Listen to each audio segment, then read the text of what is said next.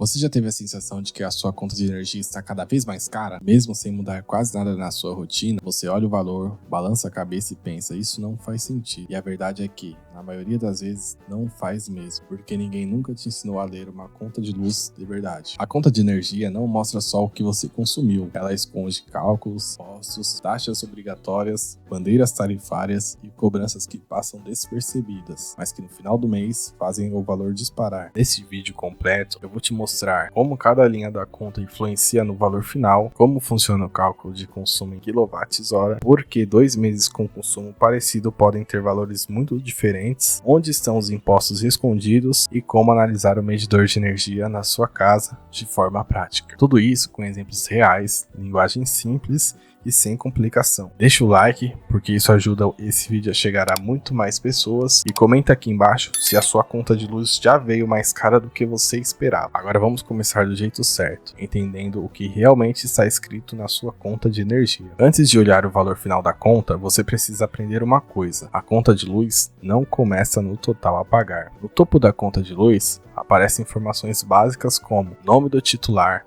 endereço, número da instalação e classe de consumo. Esse último item é muito importante. Se uma residência estiver classificada como comercial, por exemplo, os impostos podem ser maiores. Isso acontece mais do que você imagina. Logo depois vem o período de consumo, geralmente de cerca de 30 dias. Todo o cálculo de conta é baseado nesse intervalo. Agora chegamos ao ponto central: o consumo em kWh. O kWh significa kWh, que é a medida de energia consumida ao longo do tempo, e não a potência instantânea. De forma simples, um aparelho de 1000 watts ligado por 1 hora consome 1 kWh. Quando a conta mostra, por exemplo, 250 kWh, isso representa a soma de tudo que foi ligado na sua casa durante aquele mês. A partir desse número, a concessionária começa a transformar consumo em dinheiro. E é isso que vamos entender na próxima parte. Depois de saber quanto você consumiu,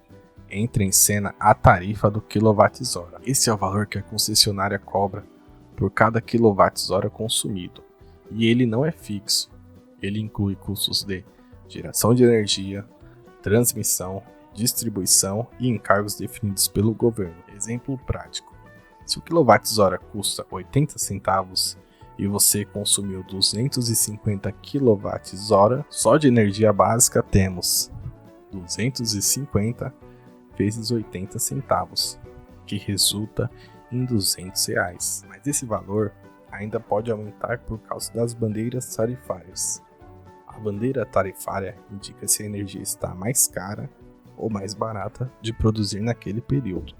Quando a bandeira é amarela ou vermelha, existe um valor extra cobrado por kWh.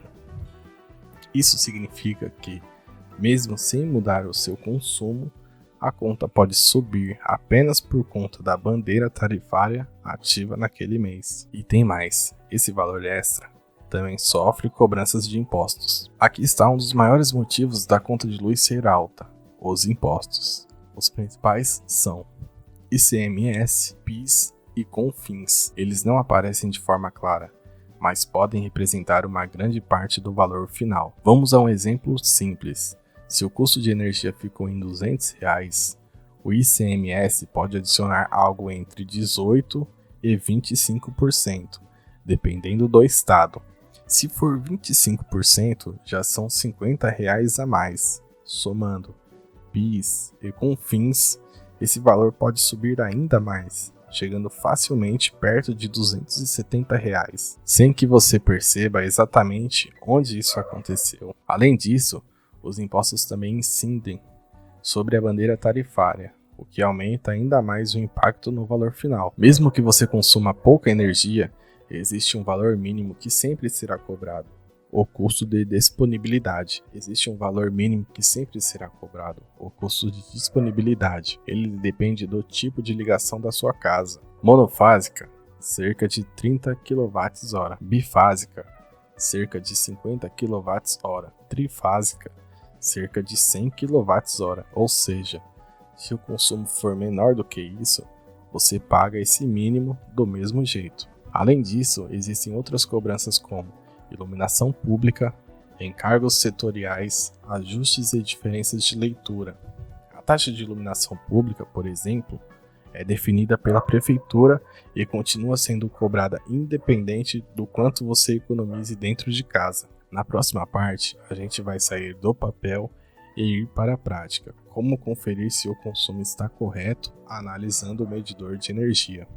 Agora a gente sai da conta de luz e vai para algo que quase ninguém olha com atenção: o medidor de energia. Esse equipamento é o responsável por registrar tudo que você consome, e ele funciona de forma muito mais simples do que parece. Existem basicamente dois tipos de medidores: o medidor mais antigo, que é o eletromecânico, com disco girando, e o medidor mais moderno, que é o medidor eletrônico ou digital. Nos dois casos, o princípio é o mesmo. Quanto mais aparelhos ligados e quanto mais tempo eles ficam ligados, mais o medidor avança. No medidor digital, você vai ver um número grande, geralmente com a sigla kWh.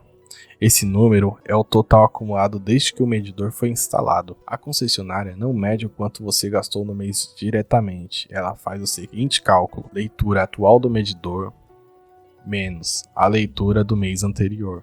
Resultado: consumo do período. Exemplo prático: leitura anterior 12.350 kWh. Leitura atual 12.600 kWh.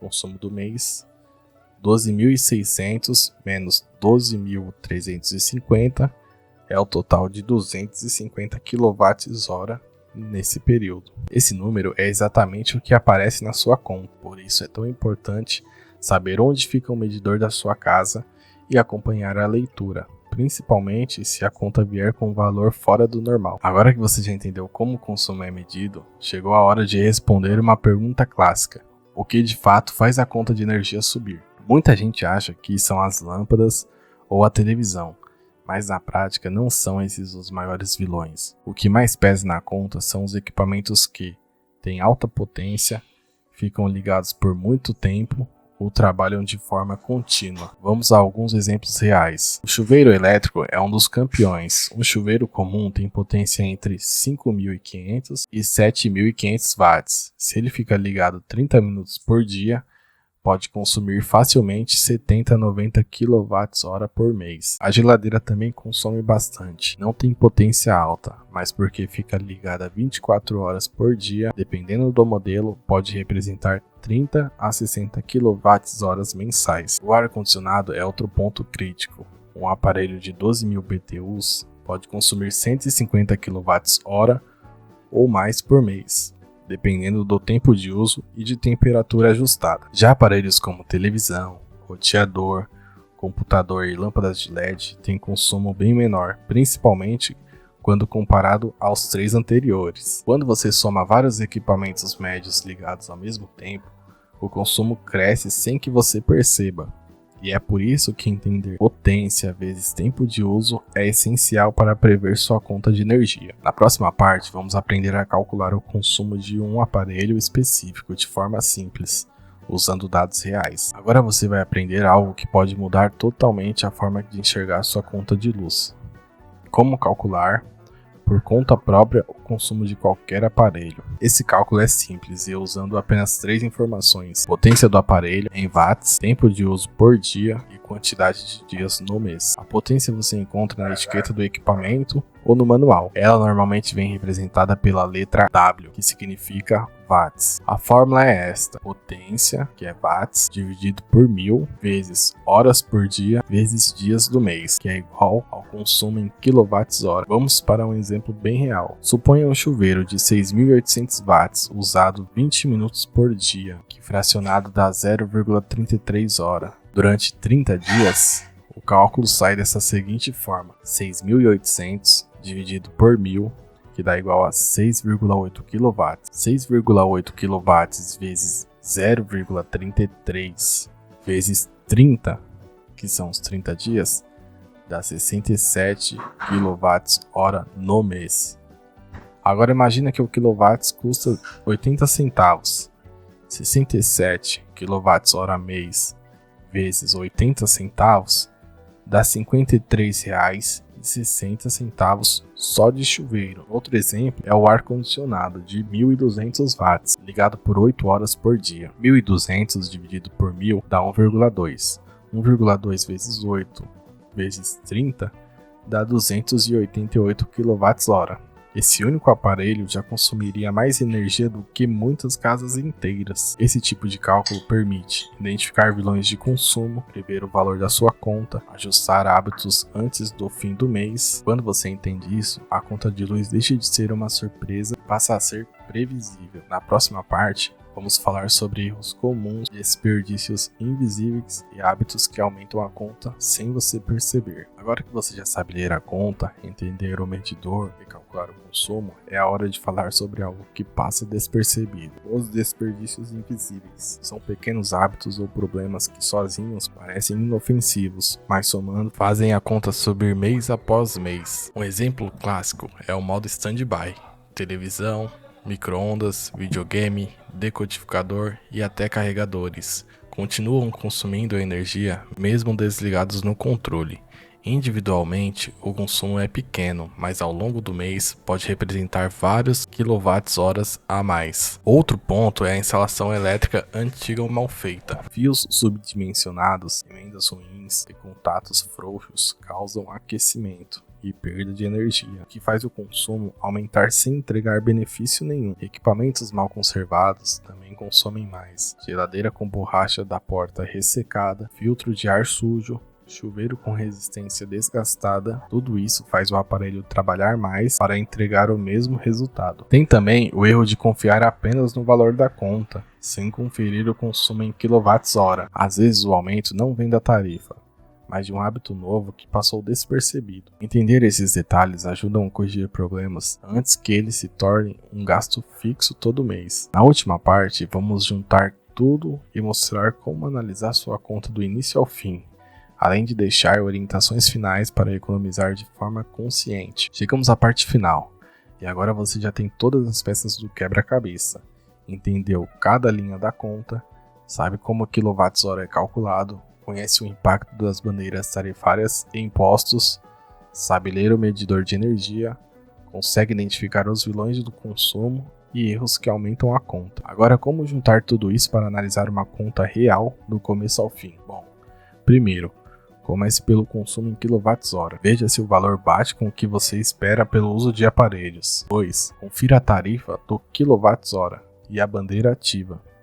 Isso ajuda a entender variações de um mês para o outro. 3. Some os impostos e encargos. Saiba quanto do valor é realmente energia e o quanto é imposto. 4. Verifique o custo de disponibilidade e taxas fixas. Iluminação pública e encargos setoriais não mudam com seu consumo, mas são obrigatórios. 5. Analise o seu medidor. Confira se as leituras estão corretas e se correspondem ao seu consumo real. 6. Identifique os vilões da sua casa. Use os cálculos que aprendeu para medir o consumo do chuveiro, ar-condicionado, geladeira e outros. 7. Corrija desperdícios invisíveis. Desligue aparelhos em stand-by, faça manutenção e ajuste hábitos. Seguindo esses passos, você não só entende a conta, como também consegue reduzir gastos sem precisar cortar conforto. E aqui vai o ponto mais importante: informação gera economia. Quanto mais você conhece, mais você consegue decidir o que ligar, quando usar e como planejar o consumo. Se você gostou desse conteúdo, não esqueça de se inscrever no canal, deixar o like para mostrar que esse vídeo é útil e comenta aqui qual dica você vai aplicar primeiro na sua casa para economizar. Com essas ações, você começa a ter controle total sobre sua conta de energia e pode transformar uma surpresa cara em planejamento consciente.